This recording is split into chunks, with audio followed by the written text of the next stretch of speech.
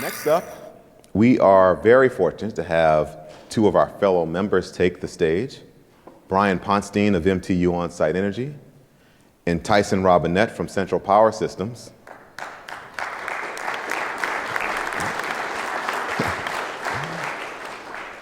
Their presentation is going to delve into topics that deal with time and technology and showcase the processes and open a discussion on what really goes on in designing and developing a reliable generating system.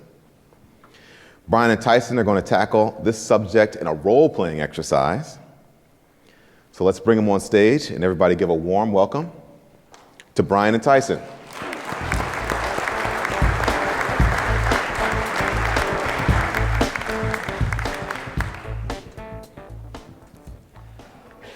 Good morning, everybody.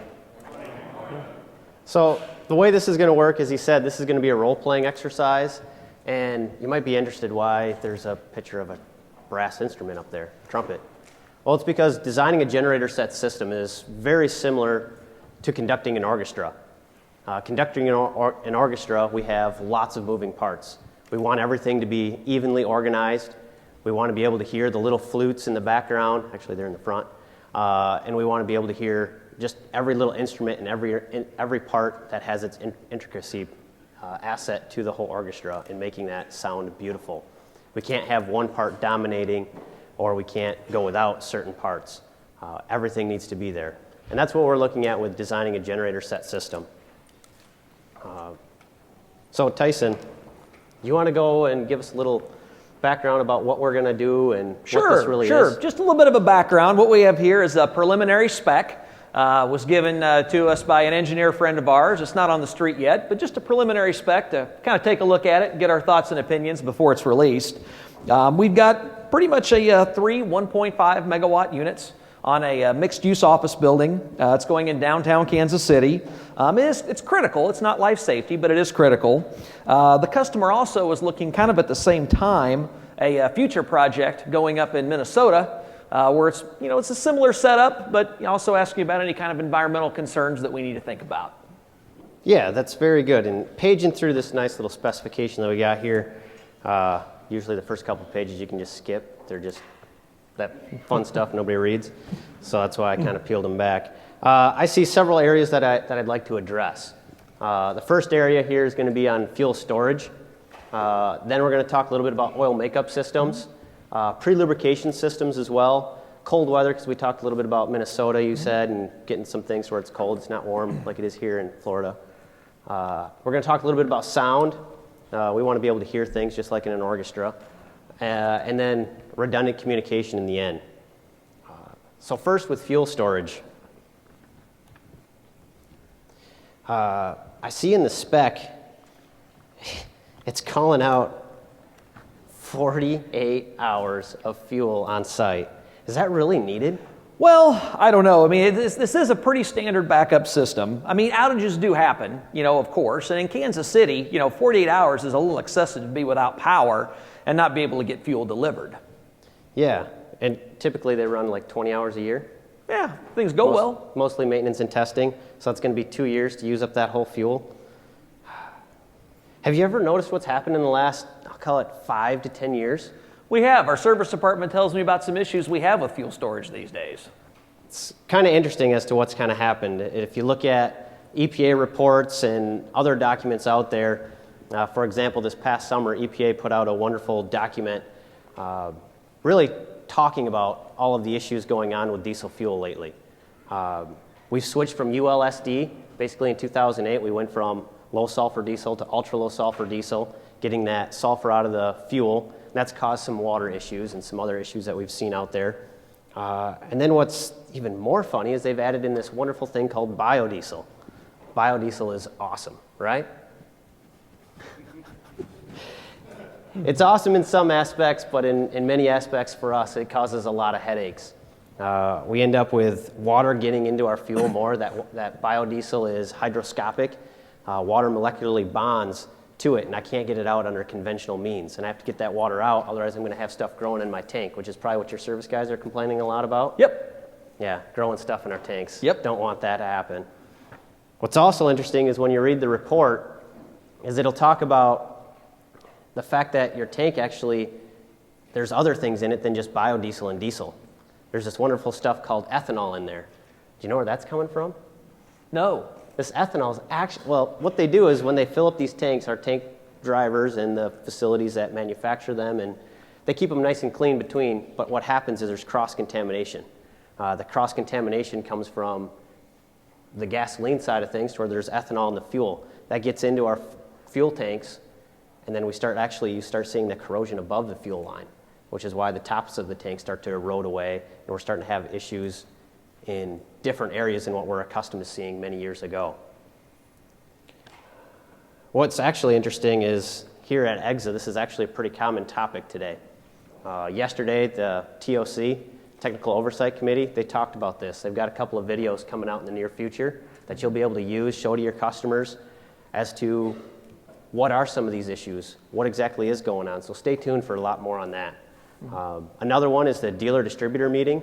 Later today, they're going to be discussing more about fuel and talking more about that and having a more engaging conversation. So please go to that if you have a chance. So really, that fuel topic is a huge topic this week and something to really take into consideration. So they have that 48 hours of fuel on site. Did they ever think about oil? Well, I don't see an oil replenishment system in the spec. I mean, engines today they're clean. They don't really have oil leaks, right? I mean, it's not like it was, back they used to leak a lot back in Charlie Habick's day. Sometimes even not put oil in them. I mean, those were the good days when you could put oil, when you didn't have to put oil back in them and they still ran, right? Yeah. Yeah, those were the good days. But they don't exist anymore. Charlie kind of ended that one for us. No, not so well, no. But an engine still consumes oil. Mm-hmm. In the olden days, it used to leak more oil than anything else. You might remember a lot of these. But what's going on is that engine consumes it by it just burning. It goes onto the cylinder walls, and then as the engine's running, that oil gets burnt off and just goes into the atmosphere. So we have to replenish that. Do you know about how long you might get based upon that oil from the min line to that max, or from the max line, to the min line? Wow. No? No. What's actually surprising, in some cases, it can actually be 10 to 40 hours. 10 to 40 hours is actually, in some cases, surprising. Mm-hmm. Again, this is going to be engine-to-engine variation as to where it's going to lie and how that unit's going to be ran. But it is a reality that it could be needing some oil during that 20 or 48-hour runtime. Does this seem realistic to you? Yeah, I suppose so. I mean, it kind of related to maybe like a service truck. Yeah, we can relate it to a service truck for you. So if I look at a service truck, you have like a GMC service trucks, I assume? Sure, 1-ton diesels, yeah. We'll try to do a little magic trick, see if we can figure this out. It won't be as good as earlier today, promise. No. So basically, what I look at is Consumer Reports says that I end up with about 1 quart of oil for every 1,000 to 2,000 miles.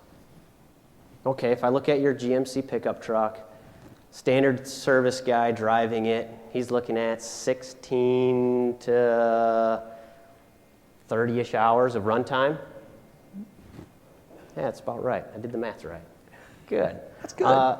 Which actually is pretty realistic when we look out there. Not much different than your standard pickup or your standard car. It uses a little bit of oil over its life. In some cases, you actually never have to add anything and you just get the oil changed and it's just in between there. And some key note to kind of think about is this is kind of looking at more of the severe side of things. Some engines may be worse than this, some engines may be better than this, and that's just going to be its uniqueness from that aspect. But from a guideline, it makes sense, and then you extrapolate this up in horsepower, and it starts to make sense that you need to add a lot of oil to some of these units when they run for a long period of time.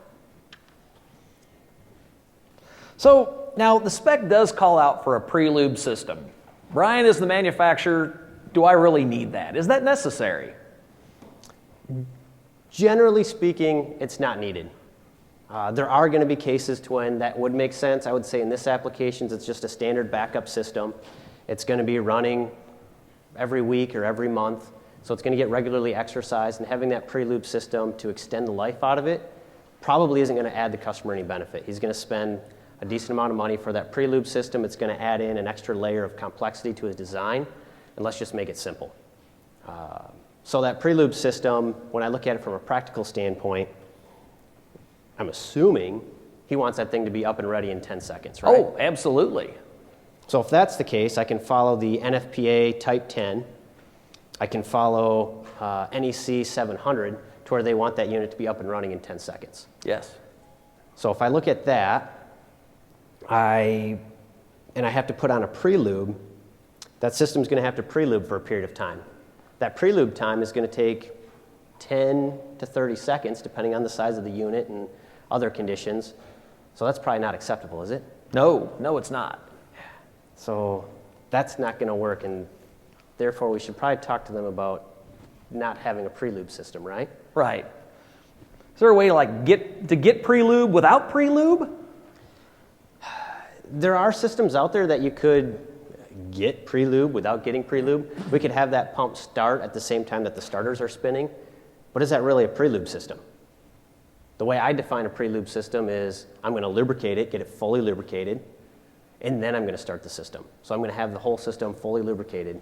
Do you agree with that situation? Yeah, I think so. So I try to take the confusion away from the customers and say, no, that's not a real pre-lube system. Another system that is out there, and you may have seen these, would be an interval pre-lube system. And these systems may be operated on a regular timer that every month, every day, every hour, whatever it's set up to be, is it'll just go through and it'll pre-lube that unit, whether it ran or not. Typically, those applications are kind of unique and warrant that based upon other parameters. So, okay, on this other site that's going up north, so your experience living up there in Minnesota, it's nowhere near as nice as it is here. It's worse than Kansas City. What kind of cold weather considerations should we maybe take into account for the other site? Get a coat. Okay. Work for the generator? It kind of does. However, I'd recommend getting those things that you shake, you put in your shoes, and keep your feet nice and warm. Okay, all right. We call those things block heaters on a generator set. So put a block heater on it. Here in Florida, we probably would put on a block heater as well because we want to have that unit being able to fire up and go to full load in 10 seconds. We want that to be able to happen. And here in Florida, it does get a little cold from time to time. Definitely in northern states, it gets even colder. When we start talking minus 20, minus 40, that's pretty cold. Yeah. It gets pretty cold. Don't go outside without clothes on. Nope. The other item would be oil heaters. I tend to shy away from an oil heater. An oil heater typically is going to cause me issues because what it's going to do when they fail in the on position. And when they fail in the on position, guess what that's doing? Burns the oil. Yeah, it's going to start burning the oil. We're going to lose that lubricity qualities and the other qualities that are within that oil, and it's just going to cause a lot of headaches. So I tend to shy away from the oil heaters, even though sometimes they do get specified. I would try to shy away from them. The other item would be louvers and space heaters. The louvers, what they're going to do is they're going to close that generator set and keep it nice and tight and not let the air flow right through there. So when I'm heating up that engine, I don't have a whole lot of cold air going through there, and it keeps that room nice and warm. The other thing would be space heaters. I can put space heaters inside there. It's the same ones that we put underneath the desks for the office ladies or the office guys that are in the cold cubicles. We just take them from underneath their desk because they don't need them anyway, and we put them on a generator set. Works out real well. They end up hating you later, but it works. Those are definitely available, and you can put thermostats right on them. The other item is batteries. We have to think about a battery from the aspect that here in Florida, I can size that battery much differently than I can in Minnesota. And that's due to the fact that at different temperatures, that battery's going to have different efficiencies. It's going to carry a different charge, and I'm going to get more, for simplicity's sake, more power out of it based on temperature. So that's what I'm going to want to think about there. Yeah. And What then else? The other item would be fuel heaters. So as it gets colder, that fuel, guess what? We talked about it earlier. Fuel comes up again here in cold climate too. It starts to gel up. So what we want to do is we want to make sure that that fuel has either the right properties in it or it's taken care of properly, that it doesn't freeze up and we have issues with it in cold climates. Typically, if you're going to buy your fuel locally, it's going to come with these seasonally put in there as it's needed. But just make sure that you're not buying the summer grade that's going to stay in there in the winter that you might end up with issues with. So just think about that from an installation perspective. Okay, now also in this spec, we do have to talk about sound. It requires 53 decibels at the property line. I love seeing this requirement. It's very tight. It's a great requirement to have, and usually dictated by the local jurisdiction. Mm-hmm. But 53 dB, this is going downtown Kansas City, right? Correct. So downtown Kansas City, I'm going to have lots of cars, other construction happening. It's already going to probably be 60 dB or higher at the property line to begin with. Probably. So that gets into an issue of how are they going to test this? How are they going to verify that it is 53 dB? There's lots of ways that they can do this, but we're going to want to know how they're going to do that so that we can adequately design that. So it's downtown, and then we've got our generator set going right in. And then the funny thing is they have this wonderful building design that I noticed in the preliminary drawings. Kind of looks like an amphitheater, doesn't it? Kind of does. Do you know what that does to a unit? Do you know why they design amphitheaters almost in... Oops, that was the wrong button. This button. Do you know why they design amphitheaters kind of in that like U-shaped direction and things of that sort? Project sound. Exactly. That's awesome for a generator set if they want it to be loud. So if we can if we can move this generator set with them, that'd be awesome because that's going to be really loud at the property line for one. But if that's where it has to be, the customer's always right. Mm-hmm. So let's make it happen. Let's understand what's going on here. Maybe we can move that generator set. Maybe we can put it on a rooftop. Maybe we can think about something there just to help us with that aspect. If not, we're going to have to design an enclosure to make that happen. And that'll be a fun one because that's a really quiet target. But we've got the knowledge. Somebody out here can help us in making that happen, I'm sure. Well, I think there's a few in the room. Good. The other item that I saw in here is we've got 3 units, but when I look at kind of the sizing data and some of that sort, it really looks like I can do this with 2 units. Absolutely. It'll run on 2. The 3rd unit is purely for redundancy. Okay. Hey, did you ever talk to them about redundancy on the communication side as well? No, hasn't come up yet. No? Something that can be done, so if I got our 3 units there, and then I put controllers on each one of those. And then what I do is I go and I hook them up to these guys over here. And if you're not familiar with what these things are, these are managed Ethernet switches. Typically they'd skimp out and they'd go to a standard Ethernet switch. And when I hook them up actually in this way, I end up with a ring bus and the communication gets all whacked up and they don't like it. When I go to a managed one, what it does is it notices that there's a ring bus and it'll shut one of those off. When it shuts that off, then that communication can happen. But the nice little feature about it is when, I call it the little terrorists, whether they're mice or people or something else, they come in and they go and they decide to snip, let's say, this wire here. I can still communicate and it'll turn this path on and allow me to communicate via another channel. So what that does, it's a self-healing process. And it's a really nice way to parallel and have that control happen so that we have that added layer of redundancy. Yeah, it costs a little bit up front, but when you look at the reliability that I'm going to get out of this, it actually goes up drastically. If I look at a series reliability calculation with this exact setup here, assuming, and I pick these numbers because it's easy to do in my head, assuming that each one of these has a 99% availability, or reliability, sorry, wrong word. Each has 99. If they're all in a series parallel, the reliability actually drops off. It's below 99%. Comes out to be about 97, 98% reliable. But as soon as I put it into this configuration, I actually end up with 99.99.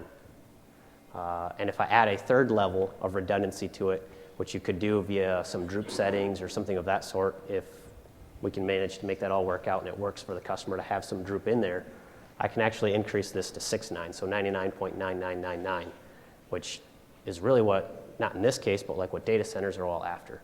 That high efficiency, that high reliability, and mitigating that risk. And this is a real easy thing that we can turn on, that we can make happen, and really just make the generator set more reliable for that customer. Well, you know, something else came up, Brian, was emissions. So, you know, in Kansas City, there's no regulations above the standard EPA. So if emergency stationary standby, EPA Tier 2 is perfectly fine for engines in this horsepower range. But, the customer's conscientious about the environmental impact. They like to be green. They're asking about Tier 4. What do I tell them? This is a tough one. It's a really tough one. When you look at businesses and you start looking at their sustainability reports, you start looking at what companies are really caring about, they care more and more about being environmentally friendly. Yes. Great thing to have. I don't disagree with it one bit. But the problem comes into is what is best for the customer? And that actually becomes to be a loaded question. And that's where it's really we have to have a conversation with them as to what's going on, what does everything mean to them. So when we have a Tier 4 system, we have this after treatment system on there, which, okay, no big deal. It starts cleaning it up. Great. That's exactly what we want to have. But these systems aren't small. Are they going to have room to put something like this Size there? space is a concern. It's Space. tight. It's a concern. So we're going to have to definitely address that because it's not like your catalytic converter on your car that you can just strap underneath to the bottom of your car and you're all hunky-dory fine. We are actually talking about some massive equipment that's going to have to go inside there. We also have this other parameter, this DEF stuff, diesel emissions fluid. This diesel emissions fluid has to stay in solution. They have to get it. It's another fluid that they have to maintain. And it's very fun to work with, I guess is the right way to put it. It seeps through every little joint. So it becomes an eyesore. So they're going to start seeing this seepage everywhere. And they're going to want to just be aware that it's not really an issue. They just have to clean it up from time to time and manage it from that perspective. The other item comes into the regulation side. This is a true emergency application that they're going to put this into. Yes. And with the Tier 4 stuff, we have this inducement rule. This inducement rule requires that unit to shut down based upon various different conditions. So if that urea happens to freeze, so it's up in Minnesota and it's cold and something happens and that urea freezes, I can't dose and I can't get the DEF into the exhaust system to get rid of the NOx emissions and things of that sort. So by law, it has to turn off. Well, turning off or derating in some cases is synopsis of each other. If I need 2 meg of power and I've only got 1 meg, I'm not going to run. It's overloaded. So we have to think about that. Is that inducement rule really a risk that they're willing to take? And how do they want to put that in there? The other item would be to look into other applications or other solutions for it. If they still want to be green and they still want to meet or have tailpipe emissions that are near zero, there's other avenues that we can do that. You can do that via third-party aftertreatment. Just retrofit it and add it on there. Several suppliers out here that we can talk to, and we can meet many of those requirements and actually tailor it to what they need, especially if they have some specific local requirements that are looking at changing in the future. But the biggest item is going to be that space and then the added cost. And how is that going to fit into their ROI calculation? And looking at the risk analysis, from a risk perspective, that's an added risk. We definitely have to make sure that they're aware of that added risk of an additional component that may fail. Any other questions on that? Boy, I don't think so. I think that pretty much covers most of what we had in the spec. Yeah? Yeah? So that's what we had in the spec. I'm going to open it up to questions for you guys out there. One question that we'd like you to do is if you have a question, please raise your hand. It's a large group, so please raise your hand so that we can get a mic to you so that everybody can hear your question, and we can go from there. Thank you. Would load banks provide a layer of reliability for a system like this? Thank you very much. Would load banks provide a layer of reliability? Definitely they could add it and help out to the situation. So what would happen is we would put a load bank onto that system, and we could actually load that unit up. We could mitigate issues with what's called wet stacking. And we can also, if we have after treatment on there, we can get to those exhaust temperatures that we need to actively regen and heat up the exhaust system the way that it's needed to be designed. Another added benefit is that they help out with some other site testing requirements that might be needed as well. So load banks definitely can help out. They can adequately load our unit and keep our generator sets from becoming couch potatoes, if you will. There was a study that was done a few years ago from one of the generator set manufacturers that revealed that 83% of failure to start was a result of the failure of the battery in its system. Any comments or any suggestions you can make to improve that reliability factor? Yeah, there definitely are. Batteries or the starting system is a common failure. Your service guys probably see it all. Absolutely. One item that we can do is we can put on redundant battery systems, and you can make those happen multiple different ways. So what you do is you put in 2 banks of batteries, and hopefully that if you have an issue with one bank of batteries, the other bank of batteries is good, and that way then you add in that layer. Other items that we can do is we can make sure that that charger is adequately sized and adequately set up. So that gets into the installation side of things to make sure that it's charging at the right voltage, that it's adequately compensating for the ambient temperature. One item that you should make sure is if you're putting a warming plate on those batteries and you're up in Minnesota in the winter, the batteries think they're down here in Florida, but yet it's charging them like they're up in, that they're up in Minnesota. Well, they're going to charge at 2 different rates. And we're going to want to make sure that that's adequately designed and taken into consideration, so the temp probe's put onto the negative terminal or something of that sort, so that we can charge it proportion to what's needed. And that's going to keep our batteries from really boiling over and taking over and causing more issues. Yeah.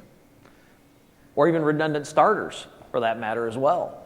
Yeah, very true. Redundant starters are a great item to add on in some cases. Not warranted for every application, but... Out of curiosity, how long can you sit on that fuel? Say 48 hours worth if you don't use it. So how long can we have fuel in a tank before it goes bad? That's, you say either is growing bacteria or causing rust. There's really several factors that are going to play into that. Biodiesel has a storage life of right around a year in most generator set applications. Diesel fuel can actually be stored for many, straight crude diesel, that is, distillate fuel, can be stored for many years underneath the right conditions. The problem is the right conditions. Generator sets are usually neglected. They're not taken proper care of like some people take care of their cars. And for that reason, it actually degrades pretty fast. If we have adequate fuel polishing systems or a fuel maintenance program that's on there, that fuel can last for a long period of time. And it really gets at what's in the tank, what was in the tank, already bad stuff, because then it just accelerates all the growth.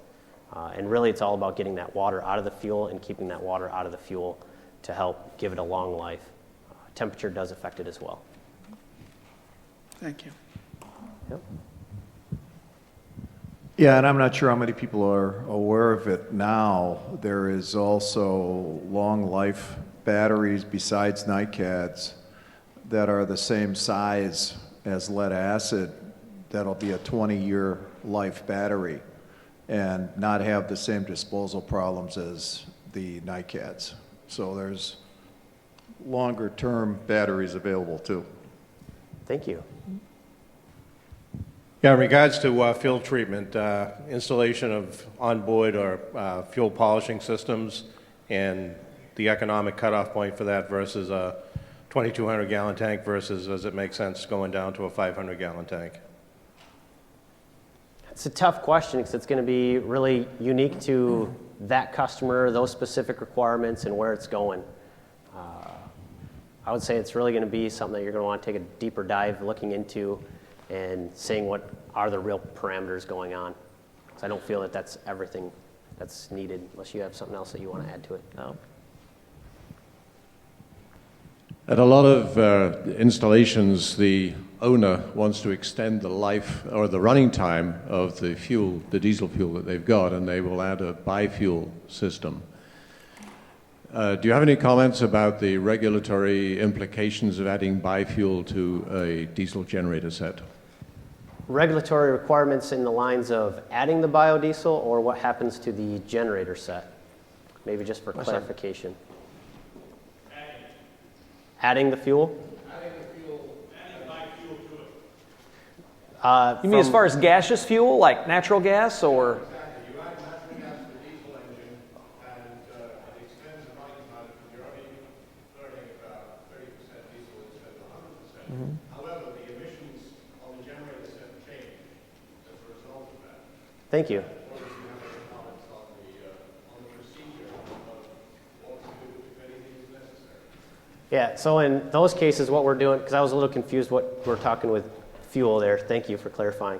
So what we're talking about is we have a diesel unit, and we're going to throw in natural gas into the intake and let it run off from that. And what we can do is we can substitute the diesel fuel with natural gas to a certain percent. It's still a compression ignition engine, so we still need that diesel fuel to make our spark happen, because there's no spark plug inside a diesel engine. Spoiler alert if you didn't know that.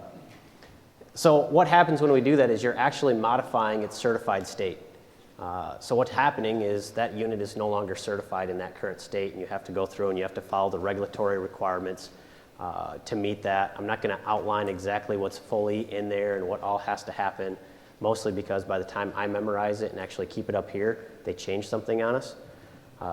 So it's best just to say follow what's needed. There's some testing that's going to have to be done to verify that it's right, and you have to make sure that you're in full compliance of the regulation. So there's additional testing and follow-up testing that's going to happen after that. But yes, there is, in some cases, some emission parameters that are cleaner, but there are other parameters that go higher. So saying that it's cleaner, I struggle with. In some cases, depending on which emission parameter we're looking at and what that customer is looking for. Also technical as well. You know, you're introducing a gaseous fuel into an engine that was designed and programmed to run on pure diesel. So definitely things to talk about with the engine manufacturer, whoever that is. Yeah, make sure your warranty is still valid. I think that's all the questions that we had, unless I missed somebody. All right. Thank you. All right.